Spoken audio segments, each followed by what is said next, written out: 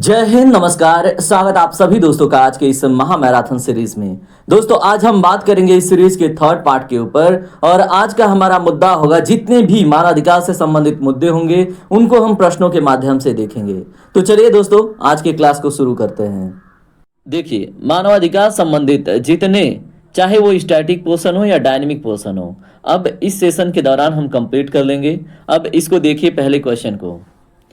मानवाधिकारों की जो सार्वभौमिक घोषणा है को संयुक्त राष्ट्र महासभा द्वारा, किसके द्वारा दोस्तों, पहली बात तो ये भी याद रखेंगे, किसके द्वारा, संयुक्त राष्ट्र महासभा द्वारा किस तिथि को अपनाया गया।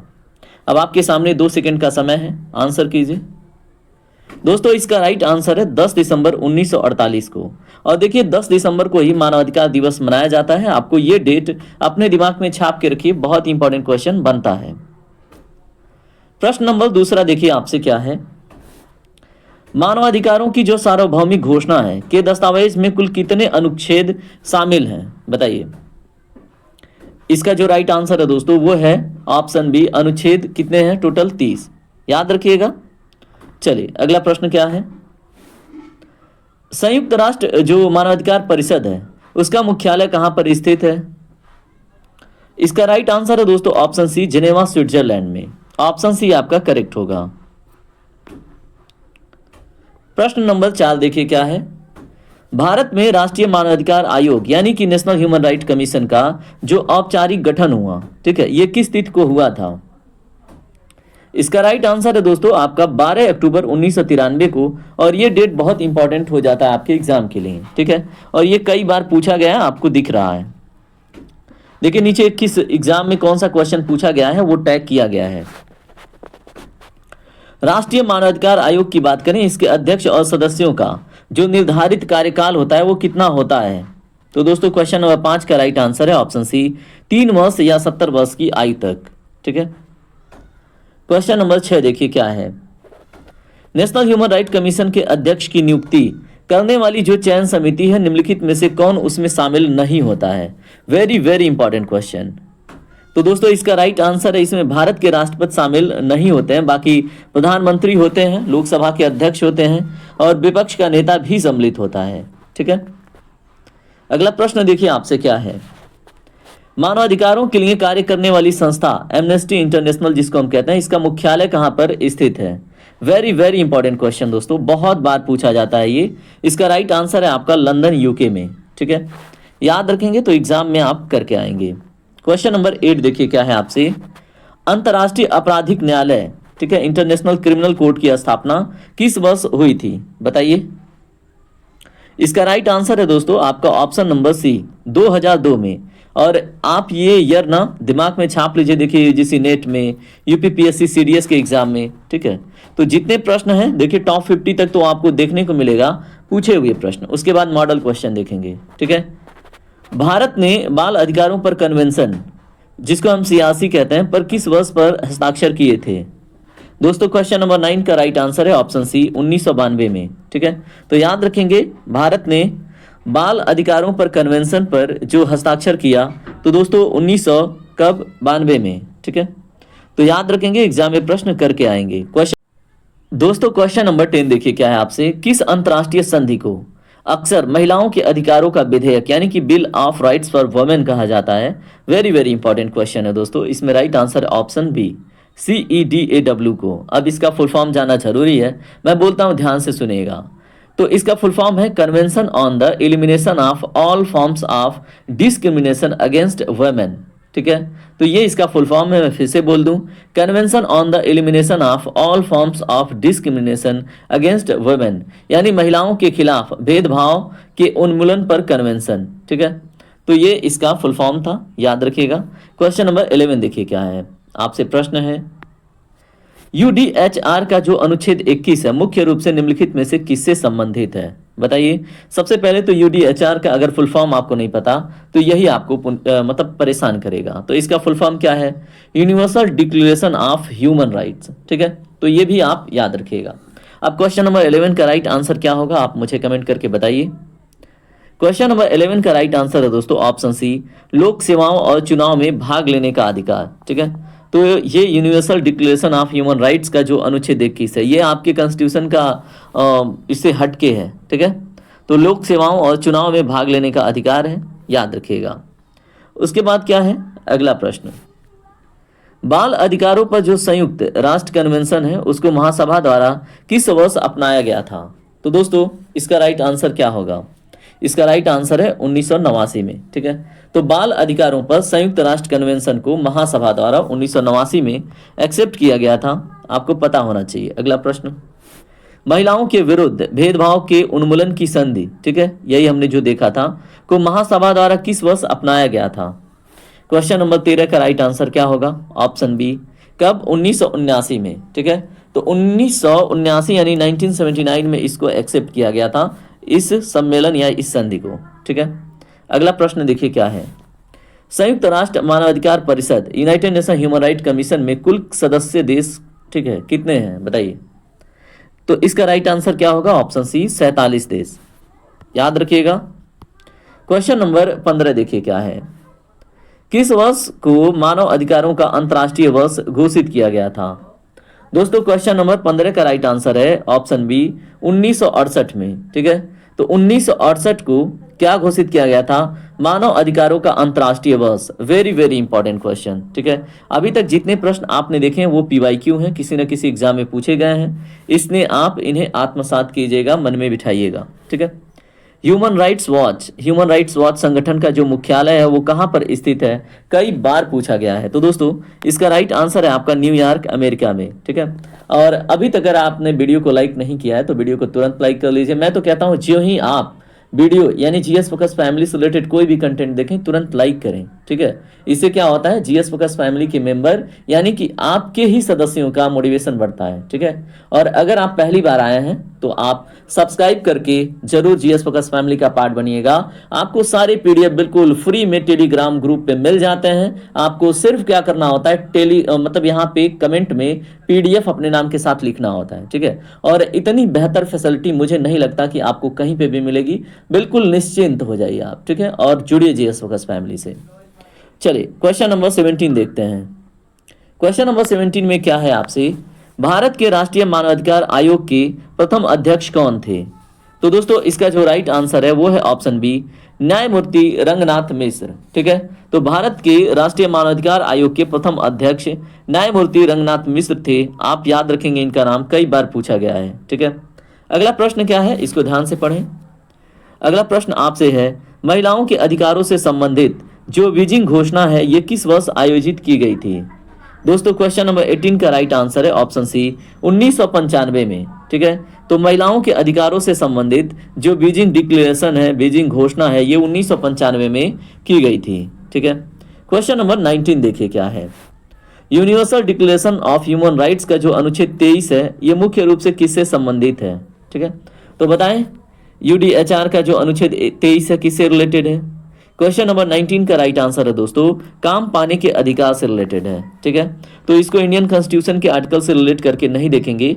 ये प्रश्न आपकी क्या है, universal declaration of human rights से रिलेटेड है। ठीक है, अब यहाँ पे देखिए UDHR को तैयार करने वाली जो मसौदा समिति है उसका अध्यक्ष कौन थी? ठीक है, तो बताइए कौन थी, बताइए। क्वेश्चन नंबर 20 का इसका राइट आंसर है दोस्तों ऑप्शन बी। क्या नाम था इनका? Eleanor Roosevelt. ठीक है, क्या नाम था? Eleanor Roosevelt. और वैसे ही इंडियन कॉन्स्टिट्यूशन का जो मसौदा यानी ड्राफ्ट तैयार किया उनका नाम क्या है? तो बाबा साहब भीमराव अंबेडकर। ठीक है, तो याद रखेंगे। क्वेश्चन नंबर 21 देखिए क्या है, वर्ष 1948 में जब universal declaration of human rights को अपनाया गया तब कितने देशों ने इसके पक्ष में मतदान किया था? क्वेश्चन नंबर 21 का राइट आंसर है दोस्तों 48 देशों ने। ठीक है, अब इस चीज को आप याद रखेंगे। क्वेश्चन नंबर 22 देखिए क्या है, UDHR के किस अनुच्छेद में विश्राम और अवकाश का अधिकार दिया गया है? तो दोस्तों इसका राइट आंसर है आपका ऑप्शन सी, अनुच्छेद 24 में। ठीक है, तो विश्राम और अवकाश का अधिकार इसमें अनुच्छेद 24 में दिया गया है। ठीक है, संयुक्त राष्ट्र मानवाधिकार परिषद United nation human right commission में एशिया प्रशांत क्षेत्र में कुल कितने सदस्य देश चुने जाते हैं? बताइए। तो एशिया प्रशांत क्षेत्र से कुल कितने? इसका राइट आंसर है आपका 13। ऑप्शन सी करेक्ट होगा। क्वेश्चन नंबर 24 देखिए, United nation human right commission की जो सार्वभौमिक अवधि समीक्षा है ये प्रत्येक कितने वर्षों से कितने वर्षों में की जाती है? तो बताइए, United Nations human right commission की जो सार्वभौमिक अवधि समीक्षा है, ठीक है, वो प्रत्येक कितने वर्षों में की जाती है? बहुत इंपॉर्टेंट क्वेश्चन पूछा गया है दोस्तों। राइट आंसर है इसमें 4.5 वर्ष में, ठीक है, याद रखिएगा। क्वेश्चन नंबर 25 देखिए क्या है, संयुक्त राष्ट्र मानवाधिकार उच्चायुक्त की नियुक्ति किसके द्वारा की जाती है? दोस्तों क्वेश्चन नंबर 25 का राइट आंसर है ऑप्शन बी, संयुक्त राष्ट्र महासचिव के द्वारा, ठीक है। तो संयुक्त राष्ट्र मानवाधिकार उच्चायुक्त की नियुक्ति संयुक्त राष्ट्र महासचिव के द्वारा की जाती है, याद रखिएगा। अगला प्रश्न देखिए, संयुक्त राष्ट्र मानवाधिकार परिषद के सदस्य देशों का जो कार्यकाल है वो कितने वर्षों का होता है? Very very important question. तो दोस्तों इसका राइट आंसर है आपका ऑप्शन बी, 3 वर्ष का कार्यकाल रहता है, याद रखेंगे। और आपके एग्जाम में पूछा भी गया है तो आप याद रखिएगा। अगला प्रश्न, विभिन्न देशों में मानवाधिकार संगठनों की स्थापना किस वर्ष के पेरिस सिद्धांत के तहत हुई? तो दोस्तों क्वेश्चन नंबर 27 का राइट आंसर है 1991, ठीक है। चलिए बात करते हैं अगले प्रश्न पे। दोस्तों क्वेश्चन नंबर 28 देखिए क्या है, 2019 के संशोधन के अनुसार नेशनल ह्यूमन राइट कमीशन के अध्यक्ष, ठीक है, कौन बन सकते हैं? ऐसा प्रश्न है आपसे। तो ये अपने वहां के नेशनल ह्यूमन राइट कमीशन की बात हो रही है, ठीक है। तो इसका राइट आंसर क्या होगा? दोस्तों इसमें ऑप्शन सी करेक्ट होगा, सेवानिवृत्त मुख्य न्यायाधीश या सर्वोच्च न्यायालय का कोई अन्य सेवानिवृत्त न्यायाधीश, ठीक है। अगला क्वेश्चन देखिए, नेशनल ह्यूमन राइट कमीशन में कुल कितने पदेन सदस्य होते हैं? एक्स ऑफिशियो मेंबर, ठीक है। तो दोस्तों क्वेश्चन नंबर 29 का भी राइट आंसर क्या होगा? ऑप्शन बी 7, ठीक है। तो आपसे ऐसे प्रश्न पूछे गए हैं इसलिए आप याद रखिएगा, पूछे जा सकते हैं क्योंकि आपके एग्जाम के लिए, जैसे होमगार्ड के लिए, पुलिस के लिए, ठीक है, या फिर स्टेट पीसीएस के लिए बहुत इंपॉर्टेंट क्लास हो जाता है, ठीक है। अब यहाँ पे देखिए, डॉक्टर्स विदाउट बॉर्डर संगठन की स्थापना किस वर्ष हुई थी? क्वेश्चन नंबर 30 का राइट आंसर होगा दोस्तों 1971 में। कब? 1971 में डॉक्टर्स विदाउट बॉर्डर संगठन की स्थापना हुई थी, जो क्या करता है, इसी सब विषय से मानवाधिकार से रिलेटेड बात करता है, ठीक है। अब यहाँ पे देखिए, एंटी स्लेवरी इंटरनेशनल की स्थापना किस वर्ष हुई थी? तो दोस्तों इसका राइट आंसर होगा आपका 1839 में, ठीक है। तो एंटी स्लेवरी इंटरनेशनल की स्थापना 1839 में हुई थी, कई बार पूछा गया है, याद रखिएगा। अब यहाँ पे देखिए, universal declaration of human rights के किस अनुच्छेद में संपत्ति रखने के अधिकार का उल्लेख है? दोस्तों इसका राइट आंसर क्या है? ऑप्शन बी, अनुच्छेद 17 में, ठीक है। अगला प्रश्न, यूडीएचआर का जो अनुच्छेद 29 है, ठीक है, ये निम्नलिखित में से किससे संबंधित है? बताएं आप किससे संबंधित है अगर आपने पढ़ाई की है तो। इसका राइट आंसर है दोस्तों आपका समुदाय के प्रति कर्तव्य से, ठीक है। तो ऑप्शन बी आपका करेक्ट होगा। चलिए क्वेश्चन नंबर 34 देखिए क्या है आपसे प्रश्न है, universal declaration of human rights का जो मूल दस्तावेज है मुख्य रूप से किन 2 भाषाओं में तैयार किया गया था? तो दोस्तों बताइए। क्वेश्चन नंबर 34 का राइट आंसर है दोस्तों ऑप्शन सी, अंग्रेजी और फ्रेंच भाषा में, ठीक है। और ये प्रश्न पूछे गए हैं, ऐसा नहीं है कि ये नए नवेले प्रश्न हैं, ठीक है। तो सभी प्रश्न बहुत महत्वपूर्ण हैं। अब यहाँ पे देखिए, स्वच्छ वातावरण का अधिकार मानव अधिकारों की किस पीढ़ी के अंतर्गत आता है? तो दोस्तों बताइए। क्वेश्चन नंबर 35 का राइट आंसर इसमें ऑप्शन सी करेक्ट है, तीसरी पीढ़ी, ठीक है। सामूहिक अधिकार है ये, क्या? स्वच्छ वातावरण का अधिकार, और ये तीसरी पीढ़ी के अधिकार के अंतर्गत आता है। क्वेश्चन नंबर 36 देखें आप क्या है, इंटरनेशनल फेडरेशन फॉर नहीं है दोस्तों, ऑफ है, international federation of human rights यानी कि FIDH, इसकी स्थापना 1922 में कहां पर हुई थी? तो दोस्तों 1922 में चौरी कांड में हुआ था, ठीक है। तो international federation of human rights की स्थापना कब हुई थी, कहां हुई थी? तो कब हुई थी ये आपने पता कर लिया, कहां हुई थी बताइए। इसका राइट आंसर है दोस्तों पेरिस, फ्रांस में, ठीक है। तो ऑप्शन सी आपका करेक्ट होगा। क्वेश्चन नंबर 37 देखिए क्या है, मानवाधिकार संस्था जिसका नाम है एमनेस्टी इंटरनेशनल, इसको किस वर्ष शांति का नोबेल पुरस्कार मिला था? दोस्तों क्वेश्चन नंबर 37 का राइट आंसर है ऑप्शन बी, 1977 में, ठीक है। तो मानवाधिकार संस्था एमनेस्टी इंटरनेशनल को 1977 में क्या मिला था? शांति का नोबेल पुरस्कार। ठीक है। क्वेश्चन नंबर 38 देखिए क्या है। आपसे प्रश्न है, नेशनल ह्यूमन राइट कमीशन के पूर्णकालिक सदस्यों में से कितने सदस्यों का मानवाधिकारों का व्यवहारिक अनुभव होना अनिवार्य है? तो बताइए। क्वेश्चन नंबर 38 का राइट आंसर है ऑप्शन बी, 3 सदस्य। ठीक है। तो नेशनल ह्यूमन राइट कमीशन के जो पूर्णकालिक सदस्य हैं उनमें से 3 सदस्यों का मानवाधिकार के व्यवहारिक अनुभव का होना बहुत ही ज्यादा अनिवार्य है। ठीक है। अगला प्रश्न देखिए क्या है। नेशनल ह्यूमन राइट कमीशन के जो पदेन यानी एक्स ऑफिशियो सदस्यों में से निम्नलिखित में से कौन सा आयोग शामिल नहीं होता? तो दोस्तों बताएं। यह भी बहुत ज्यादा इंपॉर्टेंट क्वेश्चन हो गया। ठीक है। और थोड़ा सा टफ हो गया। क्वेश्चन नंबर 39 का राइट आंसर होगा नीति आयोग। ठीक है। तो ये नहीं शामिल होता है, बाकी राष्ट्रीय महिला आयोग शामिल होता है, राष्ट्रीय अल्पसंख्यक आयोग शामिल होता है और राष्ट्रीय अनुसूचित जाति आयोग शामिल होता है। ठीक है। तो याद रख लेंगे। चलिए अगला प्रश्न देखिए क्या है। नेशनल ह्यूमन राइट कमीशन के अध्यक्ष और सदस्यों को उनके पद से हटाने का अधिकार किसके पास है? तो बताएं। क्वेश्चन नंबर 40 का राइट आंसर क्या होगा? तो दोस्तों ऑप्शन सी करेक्ट होगा, भारत के राष्ट्रपति के पास। ठीक है। तो यह अधिकार किसके पास है? भारत के राष्ट्रपति के पास। अगला प्रश्न, नेशनल ह्यूमन राइट कमीशन के वर्तमान अध्यक्ष यानी दिसंबर 2024 के अनुसार कौन है? तो दोस्तों क्वेश्चन नंबर 41 का राइट आंसर क्या होगा? इनका नाम है दोस्तों न्यायमूर्ति वी रामासुब्रमण्यम। ठीक है। तो याद रखिएगा दिसंबर 2024 के अनुसार अभी कौन है नेशनल ह्यूमन राइट कमीशन के अध्यक्ष? नाम है न्यायमूर्ति वी रामासुब्रमण्यम। ठीक है। बहुत इंपॉर्टेंट नाम है, याद रखिएगा। दोस्तों क्वेश्चन नंबर 42 देखिए क्या है। बाल अधिकार संघ, जिसको हम सियासी के अनुसार मतलब देखते हैं, सियासी है एक्चुअली, इसको शॉर्टली बोलते हैं। ठीक है। तो चाइल्ड राइट कन्वेंशन है। तो इसके अनुसार यह संधि किन अधिकारों को प्राथमिकता देती है? बताएं। क्वेश्चन नंबर 42 का राइट आंसर क्या होगा? दोस्तों इसका राइट आंसर है बच्चों के सर्वोत्तम हित की। ठीक है। तो याद रखेंगे, बहुत बार पूछा भी गया है इसलिए याद रखिएगा। अगला प्रश्न देखिए क्या है। यातना के खिलाफ, यातना तो आपको पता है। ठीक है। मतलब किसी को सताना। तो यातना के खिलाफ संयुक्त राष्ट्र कन्वेंशन, जिसको हम अनकैट कहते हैं, को किस वर्ष अपनाया गया था? तो दोस्तों क्वेश्चन नंबर 43 का राइट आंसर है ऑप्शन बी, 1984 में।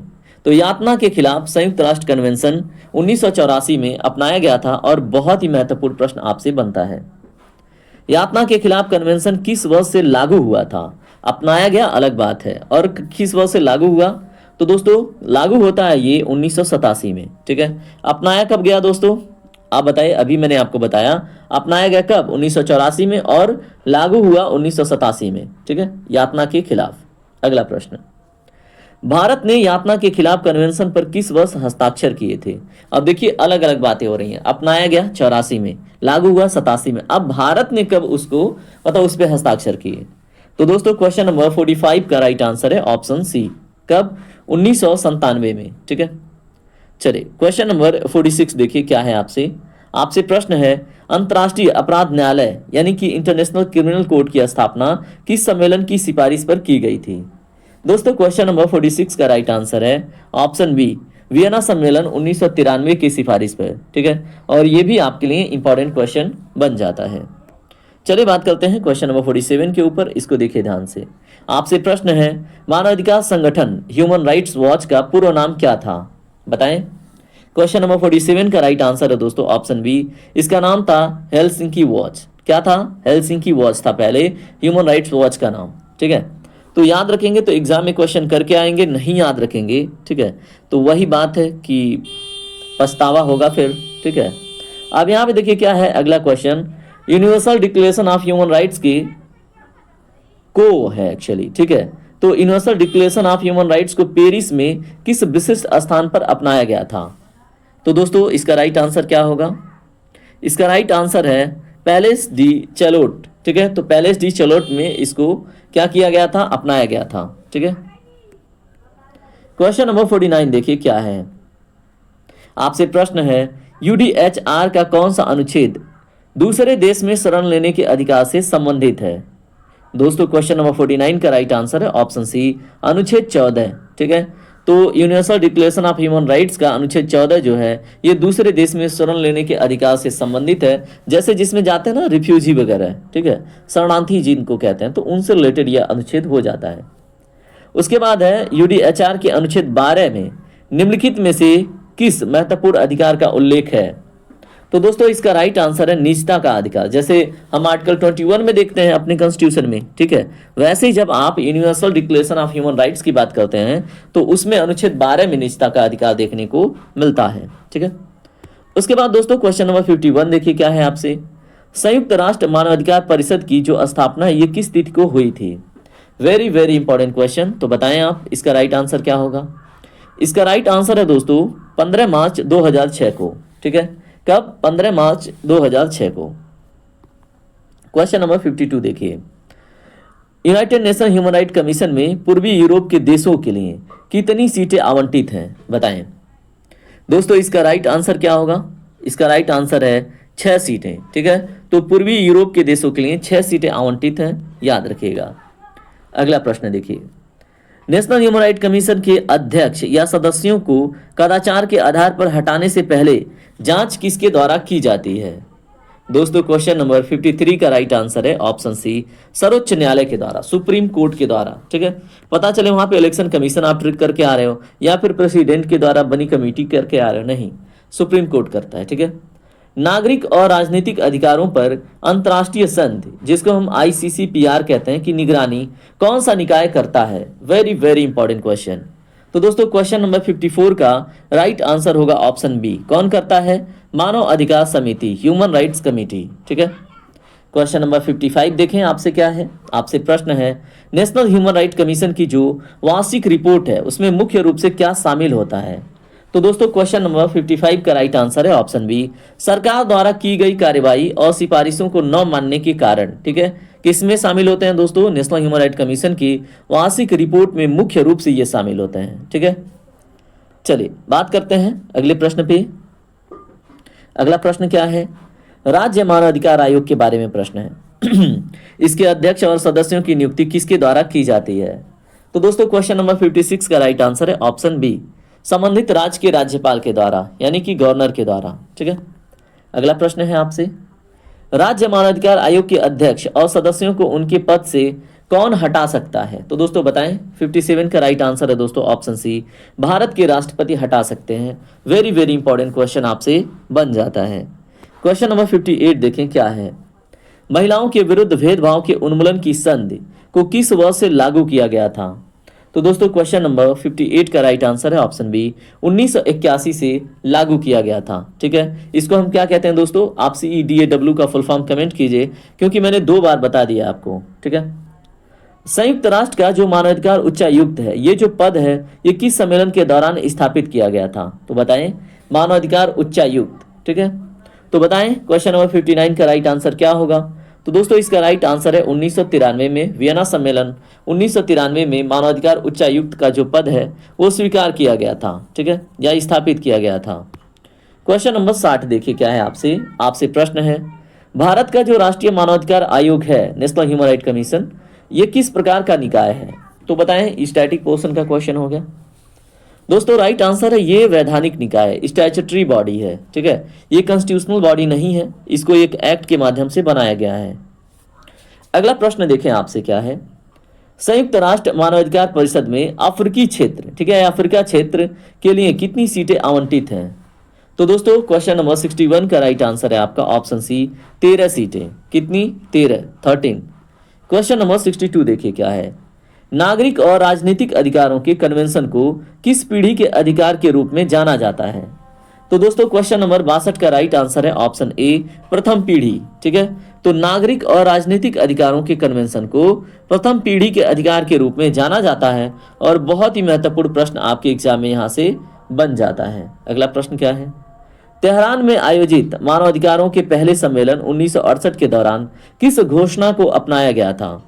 तो दोस्तों यहाँ पे आपको हिंट भी मिल जाता है इंग्लिश ट्रांसलेशन के माध्यम से कुछ क्वेश्चन में, है ना, तो आपके लिए आसान भी हो जाता है। तो इसका राइट आंसर है तेहरान उद्घोषणा, ठीक है। तो याद रखेंगे, तेहरान में आयोजित मानवाधिकार के पहले सम्मेलन 1968 के दौरान किस घोषणा को अपनाया गया? तो दोस्तों तेहरान उद्घोषणा को, ठीक है। तो क्वेश्चन नंबर 63 भी आपने देख लिया। क्वेश्चन नंबर 64 देखिए क्या है आपसे प्रश्न है। संयुक्त राष्ट्र मानवाधिकार परिषद में सदस्य देशों का चुनाव किसके द्वारा किया जाता है? तो दोस्तों किसके द्वारा? यहाँ पे भी आपको हिंट मिल गया, संयुक्त राष्ट्र महासभा के द्वारा, यूनाइटेड नेशन जनरल असेंबली के द्वारा। ठीक है, क्वेश्चन नंबर 65 देखिए क्या है। यातना के खिलाफ कन्वेंशन, यातना के खिलाफ कन्वेंशन के तहत यातना देने को किस श्रेणी में रखा गया है? तो दोस्तों क्वेश्चन नंबर 65 का राइट आंसर है ऑप्शन बी, अंतर्राष्ट्रीय आपराधिक कानूनों के तहत दंडनीय अपराध के रूप में। ठीक है, तो यातना के खिलाफ कन्वेंशन जो है ये यातना देने के किस श्रेणी में रखा गया है? अंतर्राष्ट्रीय आपराधिक कानूनों के तहत दंडनीय अपराध के रूप में। ठीक है, प्रश्न संख्या 66 देखिए क्या है। भारतीय राष्ट्रीय मानवाधिकार आयोग नेशनल ह्यूमन राइट कमीशन का गठन किस अधिनियम के अंतर्गत हुआ था? दोस्तों प्रश्न संख्या 66 का राइट आंसर क्या होगा? इसका राइट आंसर है मानव अधिकार संरक्षण अधिनियम 1993 के अंतर्गत, और यही इंपॉर्टेंट क्वेश्चन आपके एग्जाम में कई बार पूछा जाता है। ठीक है, देखिए ऐसा नहीं कि ये क्वेश्चन नहीं पूछे गए हैं, ठीक है, लेकिन जहां तक जो रिसोर्स मुझे मिला है उतना टैग किया मैंने। ठीक है, संयुक्त राष्ट्र मानवाधिकार परिषद की बात करें तो दोस्तों में पश्चिमी यूरोप के देशों के लिए कितनी सीटें आवंटित की गई हैं बताएं? तो दोस्तों अभी हमने देखा था पूर्वी यूरोप के लिए। ठीक है, अभी पश्चिमी यूरोप की बात हो रही है। तो क्वेश्चन नंबर 67 में राइट आंसर है 7 सीटें, ऑप्शन बी आपका करेक्ट होगा। अगला प्रश्न देखें क्या है। नेशनल ह्यूमन राइट कमीशन के अध्यक्ष की नियुक्ति करने वाली चयन समिति का अध्यक्ष होता कौन है? बताइए, बहुत ही ज्यादा महत्वपूर्ण प्रश्न हो गया, बताइए। प्रश्न संख्या 68 का दोस्तों राइट आंसर होगा ऑप्शन सी, भारत के प्रधानमंत्री होते हैं। ठीक है, चलिए अगला प्रश्न देखिए। आपसे प्रश्न है, विश्व भर में प्रतिवर्ष मानवाधिकार दिवस किस तारीख को मनाया जाता है? पहले क्वेश्चन में ही मैंने आपको बताया था, ये इंपॉर्टेंट क्वेश्चन है और ये पूछा जाता है, तो अब बताइए।